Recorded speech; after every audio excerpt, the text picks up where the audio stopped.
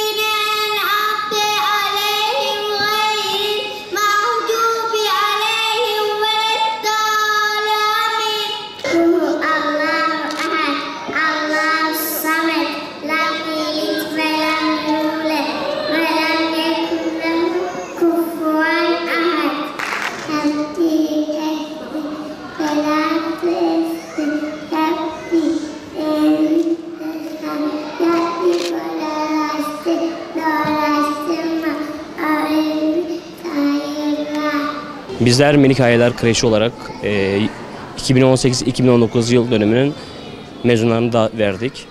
Çok şükür bugüne kadar hiçbir sıkıntı yaşamadık. Daha önce öğrencilerimize karne verdik, karne hediyelerini verdik. Ondan sonra yıl sonu gösterimizi sunduk. Mezunlarımızı bugün verdik. Yaklaşık 9 mezun verdik. Mezunlarımız gitti. 16 tane hatim öğrencilerimiz vardı. Onları da mezun ettik. Kreşimiz 0-6 yaş grubuna ait bağlıdır. 0-6 yaş grubunda içeriğinde etkinliğimizde dini eğitim etkinliğimiz, dini ahlak bilgi eğitimimizi vermekteyiz. İngilizce eğitimimiz var. Okul öncesinde hazırlık vermekteyiz. Yeni döneme yeni öğrencilerimizi alacağız inşallah. Hayırlısıyla yeni öğrencilerimizi bekliyoruz.